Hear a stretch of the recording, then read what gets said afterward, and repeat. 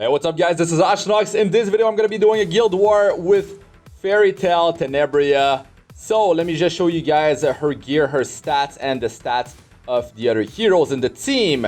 If you want to play games, mobile games on your computer, check the description of the video. And if you want to get a new phone, got a great phone for you in the description as well. Okay, so my gear on Fairytale Tenebria is... it's pretty good. The effectiveness is super high, you know, over 200%. The speed is high as well. The survivability is lacking though. That's the thing. That's the thing you have to worry about with this hero. Like, you can go for high speed and effectiveness, but your survivability is going to be lacking. And then if you want to push damage, let's say you plus 15 her skills, right? Then, well, you're not gonna have everything. Yes, you can get high speed, you could have some damage with this hero, but you know the effectiveness is gonna be lacking. She doesn't ignore effect resistance. So yeah, I've been thinking about this hero, and well, today we're fighting KO round, and let's look at my first opponent here that I'm gonna be fighting. So on round 1, I'm going for cleave damage, Arbiter Vildred with Carrick with Sinful to counter revive. And round 2, we're going to be using ML Ken. We're going to be provoking them to attack ML Ken. That's the plan. We're going to be doing that sweet provoke with Fairytale Tenebria. And I'm going first because, well, hopefully I will, because of Desertal Bazaar. So on this round, we got the Lilius to go first and the Ruel. So now we're about to do some big cleave damage, and yeah, a ton of damage from Carrick. He's an amazing hero. If you can give him speed buff, he's gonna do real good. And Arbiter Vildred cleaned up real nice. Now here, we're going, and then Fairytale Tenebria will follow, and we want to provoke the enemy team, right? So here, since I'm going first, I'm going for the stun on Clary. I'm going for the stun on her because I feel like I'm gonna be missing my attack, elemental disadvantage. So feel pretty good. Let's provoke these two Seaside Bellona and Apocalypse Ravi. Can't do it. Can't do it. Resist. Counter attack. Oh boy, I couldn't provoke them. So what's gonna happen here? Yeah, defense break. Defense break's happening, so I'm giving a bunch of focus to Seaside Bellona, and he's going down. Like, he's going down here. That's the problem. That's the problem. Like, I lose him, and then Fairytale Tenebria is going down next. It's gonna happen. I need to showcase her, so like, why would I stay in there, right? Why would I stay in this battle? That's why I gotta leave. Gotta yield that one. It's unfortunate, but that's the thing. I could have gone with a different team composition. I wanted to secure that turn 1 with Desertal Bazaar though.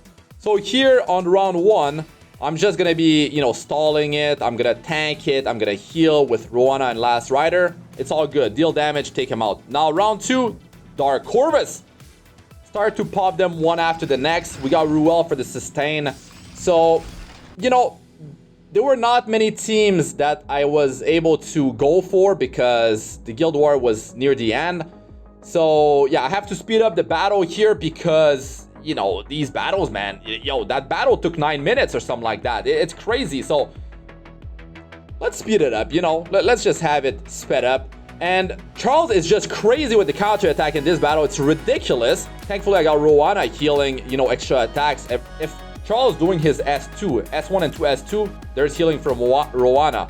And I did horse with the Craw a bit too early, which is, it's unfortunate. But if I didn't do it, to be honest, like, he probably would have gone down because Charles, he counter attacked. And then he S1 and 2 S2. Charles is ridiculous in that battle. So here I'm popping the skill nullifier before using the S3 of Last Rider. And now I'm gonna go for it, taking him out. And now I gotta work on, I'm leaving Seaside last because she's providing the healing and the barrier from Last Rider. So, I mean, free healing, free barriers, why not? And I have immunity, so I don't have any problem with, debuffs like defense break. There's a small window where it could happen, but it doesn't. So, Fairytale Tenebria, like, there's that 15% NH resist. It's gonna mess you up real good. I mean, the battle I just did, right? Two heroes that's resisted. The NH resist messed me up. Like, I couldn't do it. 15% on 2 heroes. I have over 200% effectiveness. Like, are you kidding me? So, this battle I have to speed up a bit because, Dark Corvus, right? It's a Dark Corvus battle. So, I'm able to redirect these heroes toward Dark Corvus, which is allowing me to use his S3 faster, which is good. It's a great combination, and he's got Provoke as well, which means she's going to be triggering her S2 more often, her passive. So if she had 15 skill ups, and let's say I went for decent speed, high effectiveness, and some damage with 15 skill ups, she's going to be lacking in the survivability department, and that's a problem. Like, that's definitely a problem. Like, you can't have her squishy in a team like this. Like, I don't even have an Aureus. I don't have a Knight. So, like, you gotta think about these things. So this is definitely not the right team to go for with, Fairytale Tenebria, Dark Corvus, Ruel, because there's a Spectre Tenebria just going ham against me the whole time. So with the Idol's Shield that I have on my Ruel, I'm able to cycle faster, which is good. But to be honest, like, if my gear level wasn't so great, and let's say their gear level was a bit better, or especially if Spectre had a tag buff, like, imagine if she had a tag buff, right? Oh, that'd be a disaster. Like, she would be dealing too much damage. I couldn't pull through on that one. But, with Dark Corvus, I'm able to soul burn S3 and pop heroes one after the next, so that's great. So I got 2 down here, and she went down twice. Like, what is this? I have to stall it so I can bring her back. So if I didn't have Ruel, if you don't have Ruel and you're trying to do something like this with Fairytale Tenebria, like, good luck. Like, if you want to increase her survivability, like, where are you gonna get that speed and effectiveness? If she doesn't cycle fast enough, like, you're not gonna be able to get too many turns to to do your thing. So yeah, there's a lot of stuff to worry about with this hero, and she's definitely hard to gear for, especially if you're trying to push some extra damage. Yeah.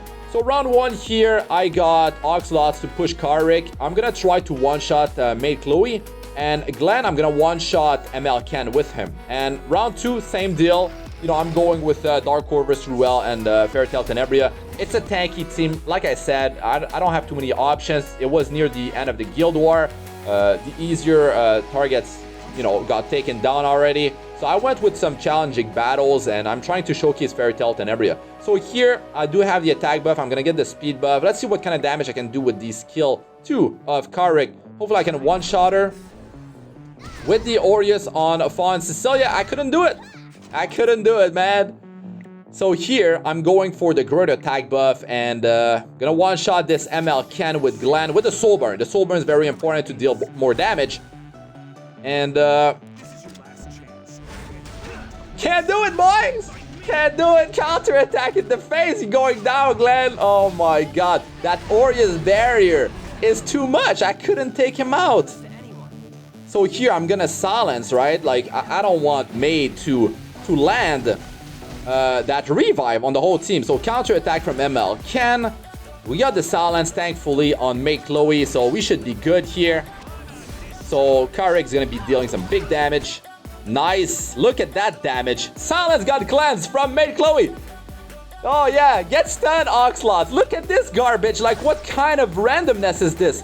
Wondrous Potion Vial removes the silence on her and not on Fallen Cecilia. She lands the stun. If she didn't land the stun, I could have pushed Karik to take her down. But no, she brings them back. The revive is here. What is this garbage? What is this? I had this. It was in the bag. Like, why did she have to get that stun? Like, okay, the Wondrous Potion Vial takes out silence. What's up with the stun, though? Like, you had to land that? The chance is what? 35% chance? Oh my god, man. So here, I mean, we gotta grind it out. Make them redirect them toward Dark Corvus. I swear, man, like, the randomness sometimes is ridiculous. Now, on this battle, pay attention. The artifacts on Dark Corvus and on Apocalypse Ravi. right? Timeless Anchor is on one of them, and Crimson Seed is on another one of them. So they are able to remove debuffs. They're able to remove that Redirected Provoke, all kind of debuffs that I'm putting on them. They can deal with that. So now I have to focus on Ruel. I don't want to give Fighting Spirit to Apocalypse Ravi, potentially get a counter attack in my face, or Dark Corvus. I don't want to give him a bunch of, rage. I don't want him to use his S3. And he is really tanky. He's got a lot of health, and he's going to hurt. So I'm going for Ruel here. You got to go for Ruel. I mean, she's just going to revive if you go for someone else, right? Now, Apocalypse Ravi can use the S3 to do it, to bring back Ruel. So there's that to worry about. So Apocalypse Ravi with 22.4k HP and their Dark Corvus with almost 32,000 health. Look at this. My Ruel went down, man. Like, that's the problem with Idol's Shear. If I went with like a Proof of Valor, I would have lost strength on that Proof of Valor. So gotta be careful about that as well. As the battle drags on, you're losing value on your Proof of Valor. So maybe I could have went with Water's Origin, so she would cycle faster, and I feel like that's probably the way to go. Having an Aureus is great as well. So the Provoke here, you can see it's getting cleansed, like the debuffs are getting cleansed throughout the battle because they have Crimson Seed and they have Timeless Anchor. So here I'm going for Dark Corvus, with, I took out Dark Corvus with my Dark Corvus, and I feel like that was a mistake. I should have taken out Apocalypse Ravi because she's got the potential to take one of my hero out and bring back one of their hero. So yeah, Apocalypse Ravi should have been the one that I went for. So that was a mistake. But I was scared of Dark Corvus, man. He's got 32,000 HP. Like, he could one-shot. He could take out my Dark Corvus and then easily take out my Fairytale Tenebria after that. And he's got Sustain on skill 1. He's got the Provokes. And I don't know, man. I feel like either way... I don't know. Ruel, if she was surviving, it would have been fine. But this Apocalypse Ravi with the Crimson Seed is super annoying, and the counter attacks, they're just happening throughout the battle, and it's unfortunate, man. Crimson Seed is really good.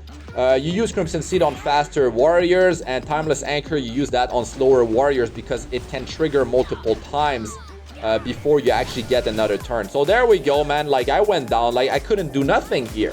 I couldn't do nothing. So that's definitely unfortunate, guys. Yeah, anyways, that's gonna be it for this one, guys. If you enjoyed the video, don't forget to smash that like. If you loved it, consider subscribing to the channel. I'm Astranox. Good luck with all you do. Peace out for now.